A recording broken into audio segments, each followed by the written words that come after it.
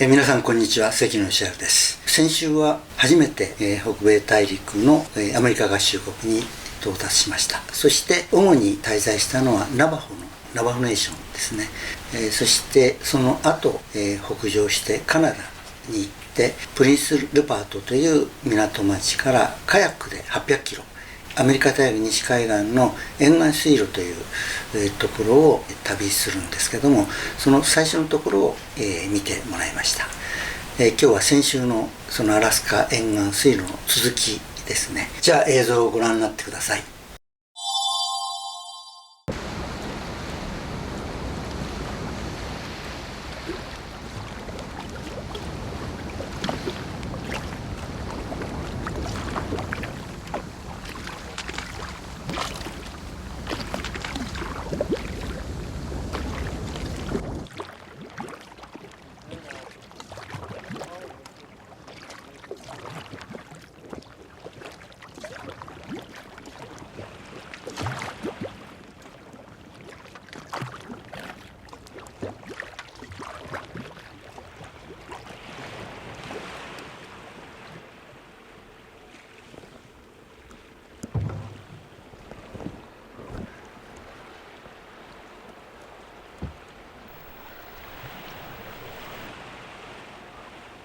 この時期になると川に鮭がたくさんいるんだけどね、熊がたくさん集まってきてキャンプはおるか、上陸して水を汲むのも大変なんだよね。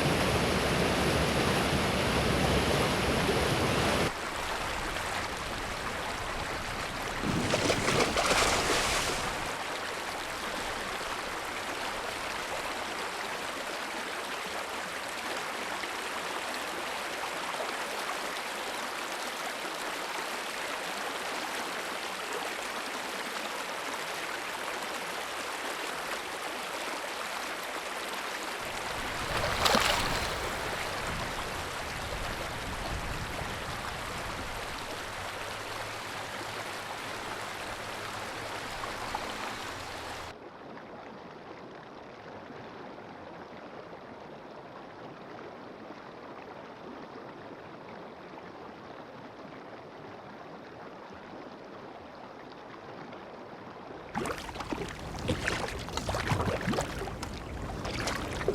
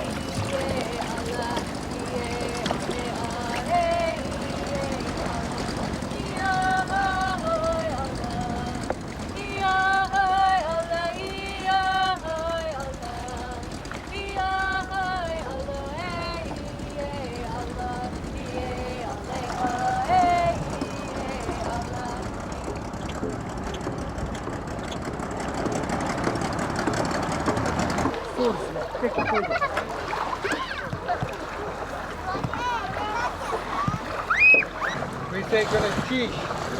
Yahate. Thank you folks for coming. Welcome.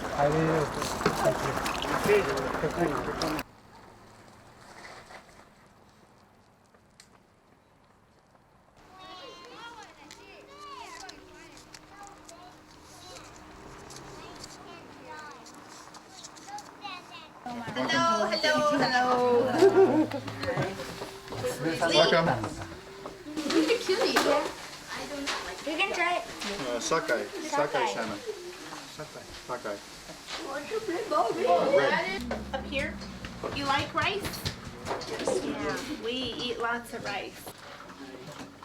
Couldn't get in there with a I'll get my camera down here. Oopsie. I took picture of your father and mother. Oh, you I have some? brought to Oh, now. can I see? There's a poop. There's a picture on, I want to show them my mother's mother. Look at Grandma Eva sitting there. Look at her hat.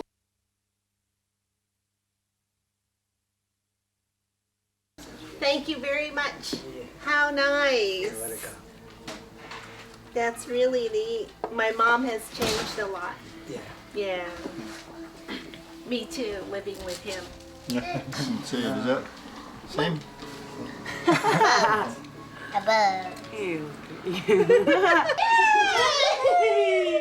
Okay, ready? Well, something. Then you go 1, 2, 3. Yep. They lose. I hate this game. Who thought up it? Flip. Wait, Over. Left your bag. okay? Yeah. Count. 1, 2, 3. Get him, Kara.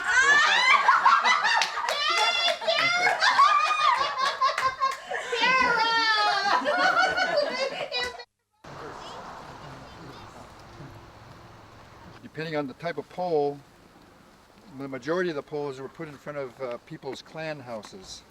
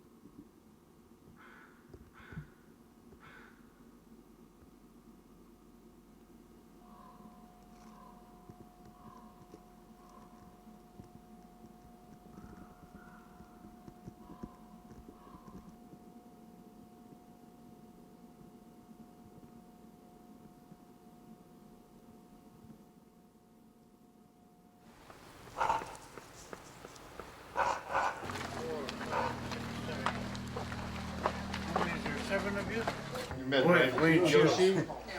Meditate. Number one woman, Chigi. Dr. Yoshi. Looks like you put on a good spread. Yep. Can you name all the food for him? You cook.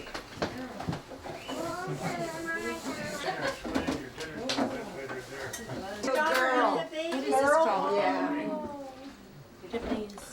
子持ちはか持ち込む First one. 子 Yeah. 持ち込む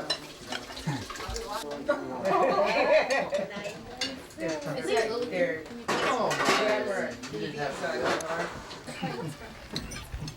肉と魚だけで9種類いやすごいごちそうだ Okay, I will. 海の幸と山の幸の盛り合わせこれじゃ飽きないよ当分 I'm gonna have some seal meat. We use this during a party, potlatch. We bring out all Indian food from all over. And we serve it to the opposite tribe of the people. And everybody brings their different food that they put up.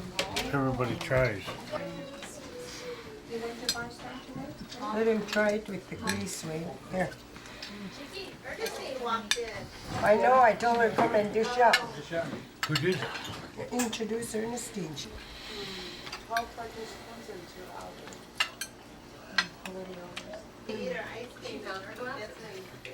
コリコリしててうまい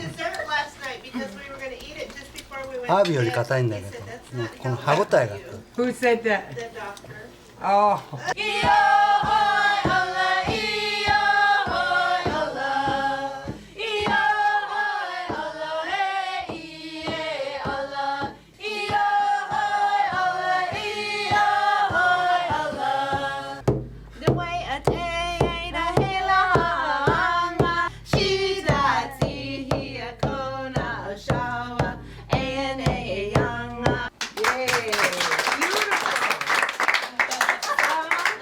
Now you have to sing. Holly Holly.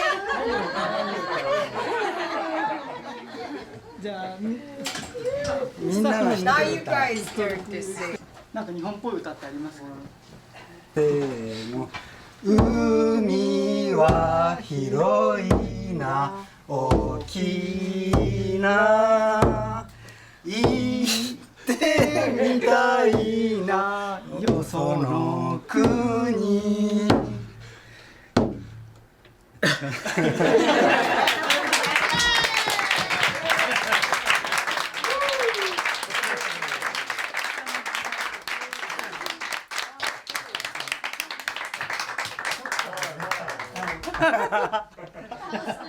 What was that?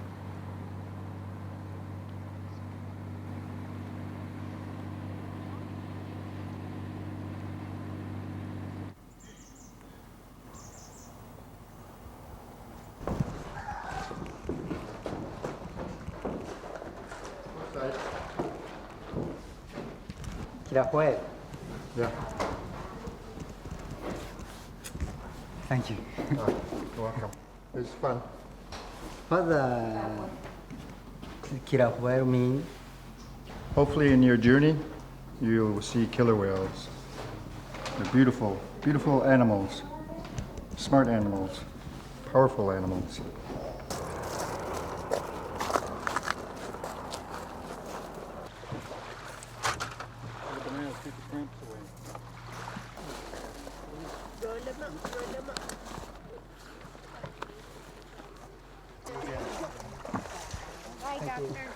See you again. Sayonara.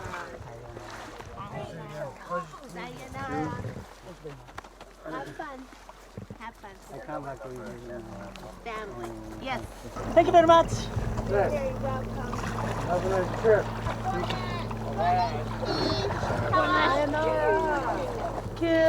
Kilfaskuta, Singagan, Skinan, Waskananu, Watsubagin, Kingan, Kriandosan, Iyai Allah.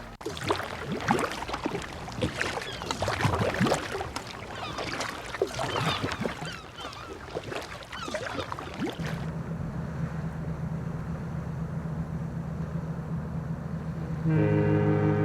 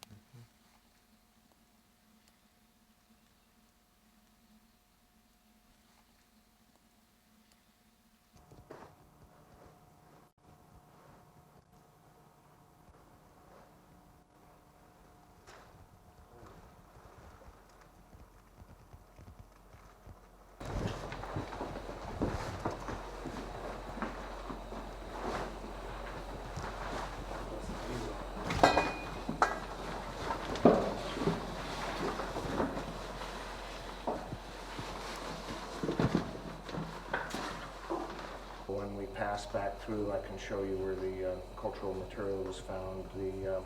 And I believe there may be some sort of organic material with that as well.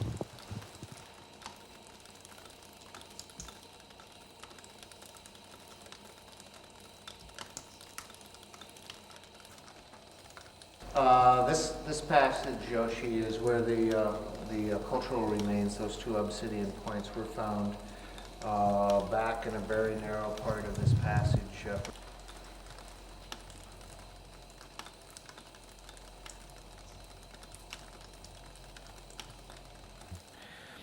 Yoshi, these are obsidian points that were found here in this cave. One interesting thing I would like to tell you about this obsidian is when we know that through X-ray fluorescence that obsidian was traded up and down the coast as long ago as 9,500 years.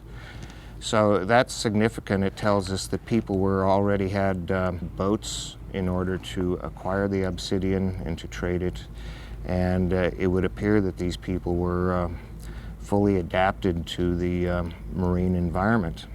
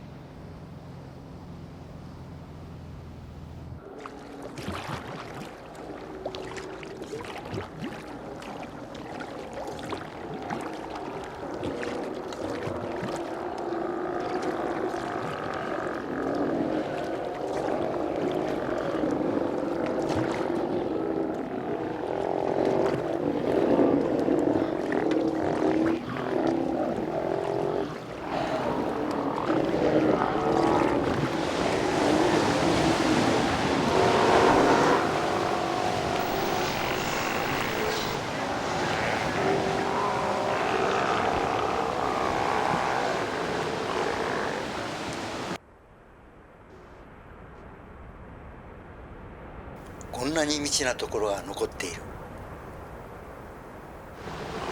森が残って動物や鮭がたくさんいる。熊もたくさんいる。多分1万年前の人がアラスカを南下していく時で見たであろう光景を自分がそのまま見てるような感じがしたんだよね。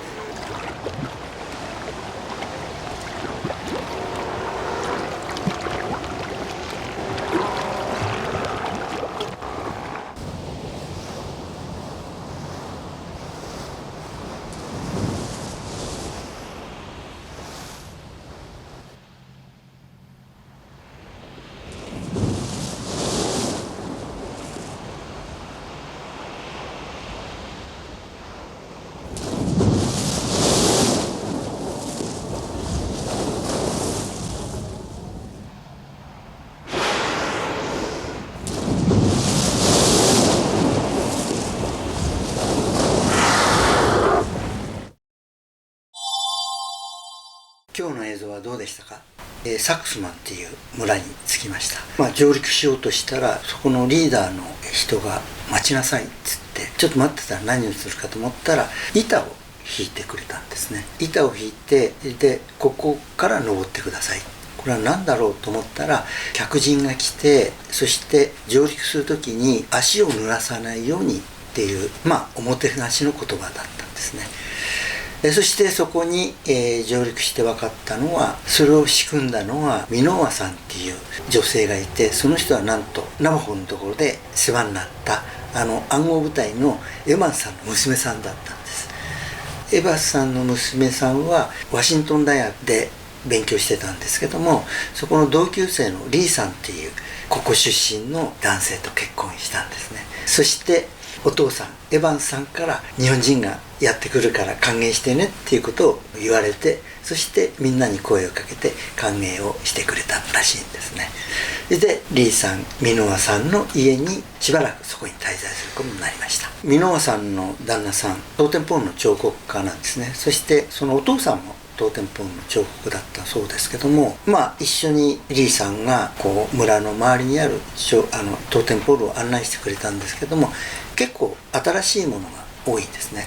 やっぱり木だから古いものは朽ちてしまうわけです。で面白いのは、娘さんですね。娘さんが、ルーツ探しを知ってるらしいんです。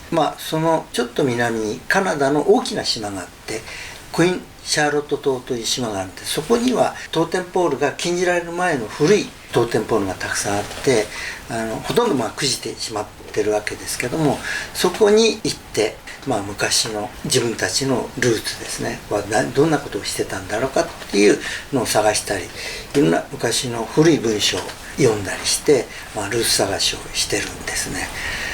で彼女面白くて、友達に電話してるとこを聞いてたんですけども、電話したらしばらくしたら歌い出すんですね。何かと思ったら友達が留守番電話だったので、それで歌を歌って、じゃあまた後でかけるねってガチャンって切ったんですね。それを見て、これもいいなって思って、でほとんどこうウレジアに始めてから娘の誕生日にいないことがいた時がないぐらいいないんですね。それで誕生日だっつんでお祝い言っとこうと思って、電話したらやっぱり留守番電話だったんで、その時にハッピーバースデーを歌ったんです。で後で聞いたらものすごく嬉しくて、手聞いてしてよかったなと思ったんですけども、でも最近も留守電した時親しい友達だったら歌ったりしてますその中でそこのリーダーの人が言ってたのに、昔はこうやってもっと大きな宴会ポトラッチっていうのをよくしてたっていうんですね。そのポトラッチって何かというと、中南米でも、結構平等社会なんです、先住民社会っていうのは。で特に南米のアマゾンでは完全な平等社会ですね。なんで成り立ってるかって言ったら、彼らの持ち物を全て森の中から取ってきた素材で自分たちのもの全部作っちゃう。畑も全部自分たちで作っちゃう。化学肥料とか全然使いませんからね。でなおかつ食料なんかも、魚とかバクとかイノシシ取ってきても結局は1週間なんですよ、最高持たせるとしても。それから芋とかバナナにキャッサバとかバナナにしても蓄えようとしても蓄えられない。米とか麦とか違うので蓄えられないんですね。そうすると蓄えられないと誰かが抱え込むってことはないんです。みんなが平等社会になります。それに対してこのアラスカの海洋民族は蓄えられるんですね。なぜかって、一番重要な食料が鮭だからです。で鮭は燻製にすれば1年も持つし、それ以上持たせることができるから、蓄えて抱え込むことができるから、蓄えるものと持たないものとの差が出てきてしまうんですけども、そこで出てきたのがポトラッチなんですね。たくさん蓄えたものは大宴会して全部散財して回って振り出しに戻るってことをやってリセットしちゃう。だから形の上では平等社会が維持されるっていうことですね。彼らと別れる時にトーテンポール作ってる工房に行ったんですけども、で、工房は何回も入ってたんですけども、実は彼が作ってる結構4メートルの高さの太い木で作ったトーテンポールなんですけども、何を作ってたかというと、渡りガラスなんですね。で渡りガラスって実は公平さを司ってる、トーテムなんです。でこれどうするんですかって聞いたら、アンカレッジの裁判所の玄関の前に置くだそうですね。そのトーテンポール最後には色塗るんですけども、リーさんに頼んで僕も一部塗らせてくださいって言ったらいいよっつって塗らせてくれたんですけども、今アンカレッジの裁判所の前にこれ立ってます。これの一部は私が色塗ってありますから工房の中に私たちが、旅してるカヤックを預けてあったんですけども、それにいつも僕はそのトーテンポールを作るのを見に行った時に途中からカヤックに布がかぶせてあったんですね。なんだと思ったら何を書いたかを出発前に見せたかったので、出発だからそれを取りに行ったら、なんと本当にかっこいいシャチの絵が描いてあったんです。左右にですね。彼らと別れたんですけど、その後行ったのがすぐ近くなんですけど、ケチカンっていう、多分そのアラスカ沿岸水路で一番大きい町ですね。そこに寄ったんですけども、そこで訃報が入ってきたんですね。それは、写真家の星野道夫さんがカムチャッカ行ってるのは知ってたんですけども、そこで、亡くなった。それも熊に襲われたんですね。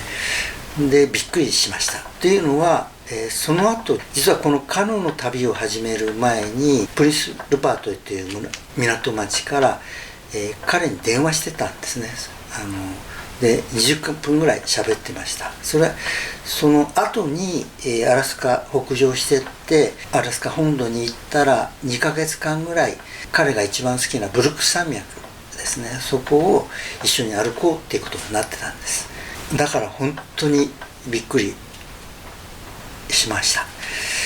でそれでフェアバンクでお別れ会があるんで、そこに来てくださいっていうことになってたんですけども、サックスマンに住んでるジョン・オットーさんっていう考古学者がいたんですね。その人と一緒に彼の考古学者としての仕事ぶりを見させてくださいって言ってたので一緒に行くんですけども、そのジョン・オットーさんすごく素敵な人で、サックスマンからケチカンに通うのにシーカヤックで、通勤してシーカヤックで帰ってるんですね。そういう人で、だからシーカヤックで一緒に遺跡を回ってみました。1万年ぐらい前の矢尻が出てきたりするんですけども、もう一つ4万年ぐらい前の熊の骨が発見されたりするんですね。実は熊が住んでれば人間も住めるだろうと僕は思ってます。っていうのは熊の生息域って人間の生息域と似てるんですね。要するに人間が住めるところだからここは通れるってことなんですね。だからアラスカに1万5000年ぐらい前からシベリアからどんどん渡ってきます。でも渡ってきても南下できなかったわけですね。そのアラスカに渡ってきた人たちがアメリカ本土あるいはもっと南米まで下っていくわけですけども、いつどのように下っていったかっていうので、なんで通れないかって言ったらアラスカの南側にでっかい氷床があったわけです。だからもうそれは壁になって通れなかったんですけど、やがて暖かくなってきてだんだん氷が溶けて回廊ができたって言われていて、そこを通って南下したっていうんですけども、それ以外に海岸ルートもあったんじゃないか言われて初めていました。で私なんかはカヤックをずっとやっていて、カヤックの通れるとこって風は強いけど温度は下がらないんですね。だから沿岸を通って南下したっていうルートもあるに違いないと僕は劣ってだからこそ海岸を北上しようと思ったわけです。ジョン・オットーさんはそれを研究している人だったんですね。まさに探している人だったんですけども、矢尻を見つけたりいろんなものを見せてくれました。でもう本当に最近どんどん沿岸説ですが脚光を浴びていて、もちろん沿岸説だけじゃないんですけども、回廊ですねを内陸を通っていった人もいるだろうけども、でもそれだけじゃないよ、沿岸も重要な水路だっていうことが通説になりつつあるので、私たちはそこを北上していきました。この沿岸水路にも熊がたくさんいるんですね。そのために私たちもキャンプするときは非常に注意を払っているわけですけども、でもわざわざその熊がたくさん集まっているところにも行ってきました。それも一番多いグリズリーハイログマではなくてブラックベアがいるところに行ってたんですけど、そこにはレンジャーが住んでいて、でレンジャーが案内してくれました。彼らはいろんなクマに注意点をいろいろ教えてくれたんですけど、まずそういうところを歩く時には必ず自分の存在をクマに知らせておくようにっていうことですね。だからどうしたかというと、笛を吹いたらいいっていうことを言うけど、彼らは笛よりも声を出しなさいって言ってました。でどういう声出すかって言ったら「ヘイベア」って言うんですね。だから10秒ぐらいに1回「ヘイベア」って言いながら歩いていました。そしてクマがいっぱい集めてるところがありました。鮭を食べてました。ちょうど8月鮭が遡上するところなんですね。本当に川がもう黒くなってます。もう鮭だらけ。鮭も必死なんですね。本当に1メートルぐらい登ります。もう何回も何回もこうジャンプしてるんですけども、でもう登ってとにかく自分が生まれたところに帰っていくわけですね。でそれを捕まえるのがクマなわけです。クマも必死です。これから冬ごもりに入るわけです。でそのためにはできるだけもう最初は全部食べてるけど、そのうちも効率よくするためには頭とか筋子だけ食べるんですね。一番脂があるところです。でとにかくもう食料をとにかく一生懸命食べてるシーンを見せてもらいました。でそこにいる野生グマに関しては、わざわざ向こう側から襲いに来ることはないっていう話でした。ただ怖いのが一つは母グマですね。子供を連れた母グマは気をつけた方がいい。もう一つは人間の特にゴミ漁りをするガベージベアつってるんですけども、そういうクマは怖い。本当に野生のクマでも鉢合わせするとまずい。でよくネタ真似をしたらいいっていうことを言われるんですけども、それを彼に聞いたらどうかなって言ってましたけどね。とにかく出会っちゃったら一番いけないのは逃げるですね。犬でもそうですけど逃げたら追いかけてきます。だからクマのいる方向を見ながら後ろ去りしながら、それも声かけながら俺たち何もしないよって、襲わないでねって声かけて後ろずさりにしとけばなんとかいけるだろう。鮭が産卵して果てるっていうのを見てもらったんですけども、鮭っていうのはものすごい数の卵を産むわけですけども、2匹戻ってくればいいんですね。それほど生存競争激しいからたくさん産んでるわけですけども、必ず海に戻ります。で必ず同じ川の生まれたところに戻ってきて、メスは卵を産み、オスは精子を卵にかけるわけ。その時にオスもメスもそれで果ててしまいます。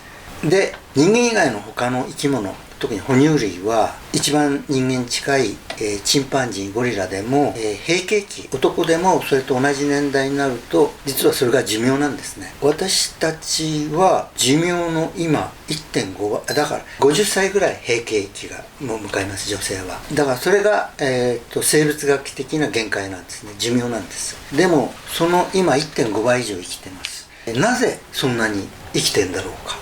人間だけなんでそんなに生きられるようになったかっていうので、いろんな仮説があります。一番有名な仮説がおばあちゃん仮説っていう仮説ですね。おばあちゃんがなぜ生きるかっていう話なんですけども、閉経期をとっくに過ぎてても生きていける。人間は言語があるわけです。で知識を蓄積できるわけですね。一番その社会で知識を持っているのは誰かっていうと、おじいちゃんおばあちゃんなんですね。その何かを決定する時とか、あるいは知識知恵を持っているおじいちゃんの知恵を生かす社会が生き残ったんじゃないか。でそれをあんまり重要視しない社会は滅びてしまう。ですからトータルに言えば逆のことが起こるわけです。で生き残った人類はみんな、閉経の超えても生きられるようになった。これが、おばあちゃん仮説です。今日はゲストをお呼びしてます。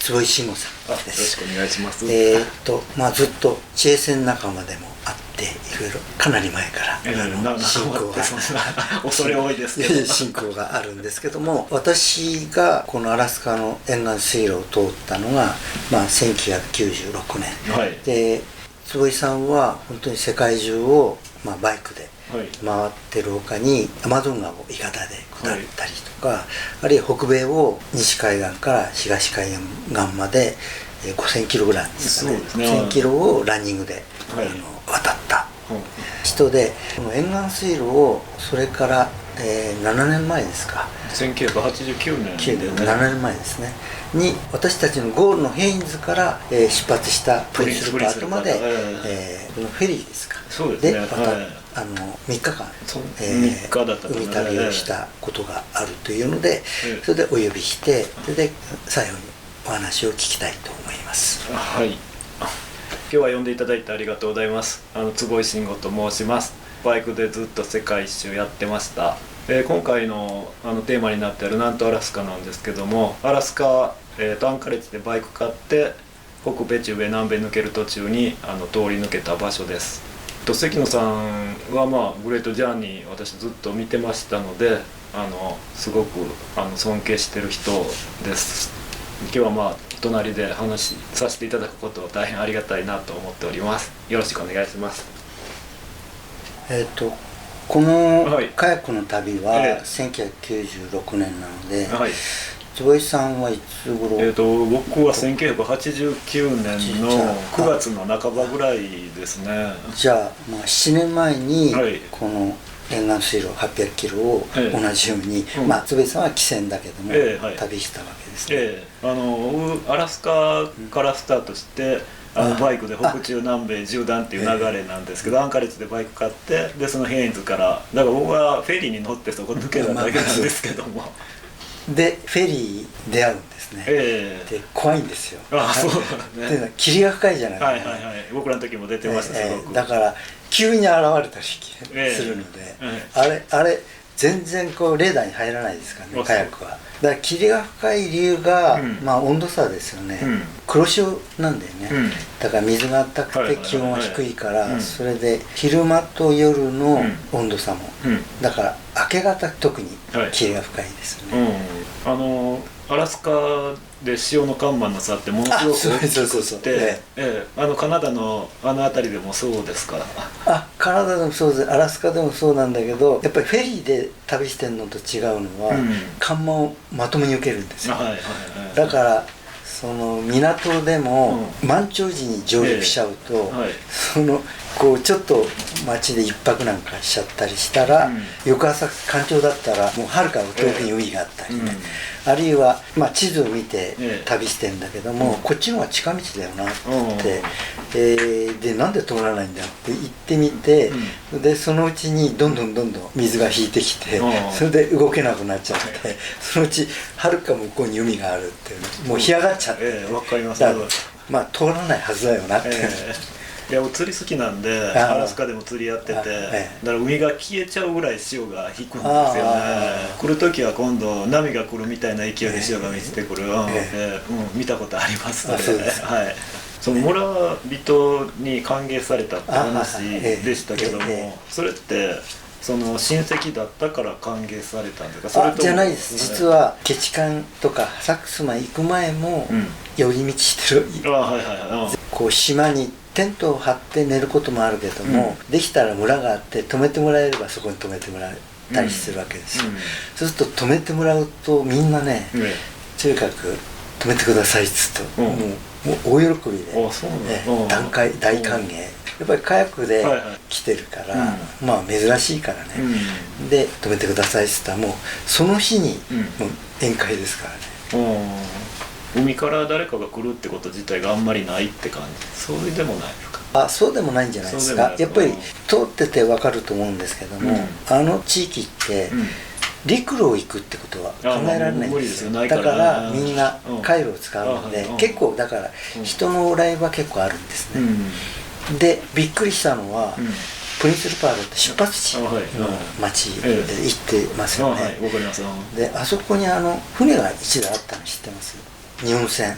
いやあったのかな。いやあるんですよ。江戸時代の船ですよ。そうなんですか。江戸時代の昔ナンパした船で展示してるんですよ。どういうことかっていうと、ナンパするとどこ行くかっていうと黒潮に乗ってアラスカ行っちゃうんですよ。でカナダ行って最終的には遠くまで行く人はメキシコまで流れちゃうんですね。でそのナンパ船のちゃんと残ってるのがプリンスルパーというポーンってね語ってあったんです。震災の時の唾液が流れ着いたみたいな流れですよね。で黒潮ってこう流れてって、それでもう一回帰ってきますよね。赤道のあたりで赤道から帰ってくるんですね。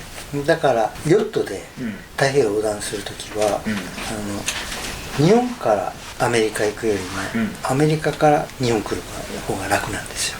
あったかいとこを抜けてくるからではない。そうそう、南海路で来るじゃないですか。いいんですけど、北から行こうとするとアリューシャンとかもう霧だらけですから荒れるし、そこわざわざ行くやついないだろうって。でじゃあ南の方から行くと、風が悪い、潮が悪い。だから、太平洋横断したの堀江謙一がすごかったのはそこですよね。誰もやろうとしなかった。やろうとしなかったし、やらなかったし。はい見ててなんか気になったことありますかね。その熊ってなんか内陸の島みたいなところにも、大きい島ですね。小さい島にはいない。小さい島だとそこだけで生きられない。彼ら島から島って渡り歩いてないみたいなので、だからそこで生きながらえないといけないので、だから小さい島だといないから、逆に言うと、島から島へ我々旅してるわけですよ、で小さい島にいる時ホッとするんですよ。熊の足跡ないから、熊が住めないんですよ。彼らの餌が、鮭の季節は鮭食べるわけだけど、普段は彼ら雑食なので、肉食系としては鮭の他に、リスとか捕まえてるわけですね。もう一つはベリーを食べるわけですね、とか木の実とか他のね、だから食料が豊富にないと生きられないんで、小さな島は住んでないから安心してテント張れる。ところが大きい島になると足跡だらけですね。あと生き物で印象に残ってるって言ったら何ですか？やっぱりクマが一番だし、やっぱりシャチですね。オルカっていうかキラホエール、やっぱ彼らはちょっとクジラとは違うんですよね。背びれがもうすごく高くてかっこいいですね、でやっぱり一番強いんですよ、南米でいうと、トドよりも小さいけどもシーライオンっているわけですよ。海のライオンです。それをもてあそびますからね、南米のどこに？パタゴニア。パタゴニア、特に子供の、シーライオンの子供をオッタリアって言うんですけど、それをもううわーって言って、捕まえて食べちゃう。いや、いっぱいいろんなものを出してもらったって言ってたじゃないですか。魚とか肉とかもすごく種類が多くって、何食べても美味しかったって言ってましたね、そういや。そうまずいものなかったですね。個人によるけどですねだけどやっぱり宴会してくれて食べてても、やっぱり海洋民族なんでほとんど海の幸ですね、で山の幸あるんですけど、そのなんていうか木の実とか、だから大型哺乳類よりも哺乳類はやっぱり少ないですね。そこまでしなくても食べ物に困らない。食べ物困らないのと、やっぱり辺は湿気が強いじゃないですか、その霧が、だから雲霧に近いんですよ。だからもう下がズブズブなんですよ、だから狩りが大変？狩りが大変、歩くのが大変ですから。でも貝でヒダラ貝食べて、あれってだから日本にもいっぱいいるけど、基本的に日本じゃ食べない。一回どこだったっけ、沖縄の島でもっと大きいのがいて、圧力画面で煮て食べさせてもらったことはなかなか美味しかったけど、あれ食べる人も少ないですよね。でもヒダラ貝は食べてましたね。美味しかったです。美味しいですよね。調理が難しいとか。そうだけど、ああいうのね、こう取り恥ずかしが難しいんで、なんか普通に茹でちゃってね、後から食べる人が金槌持って食べればいいんで。沖縄の浜比嘉島の沖にある無人島で誰も行かないからすごく大きいのついててって、それ食べさせてもらったことありますね。坪井さん、今日はどうもありがとうございました。こちらこそありがとうございました。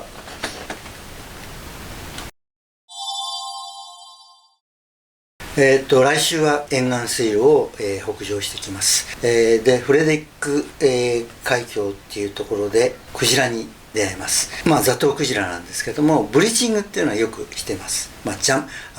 何トンものクジラがジャンプするわけですけども、でその他にもう一つバブルネットフィーディング、彼らが6、7頭のクジラが協力してニシンを追い詰めて取るんですね。その映像とか臨海峡を行く前に、のんびりと魚釣りをしたり、臨海峡、荒れる海峡と言われているという映像を見てもらいます。ぜひご覧になってください。で、チャンネル登録してない方がいらしたら、ぜひチャンネル登録をしてください。もしチャンネル登録終わってたら、隣の、ベルマークみたいのをポチッと押してくださるとありがたいです。よろしくお願いします。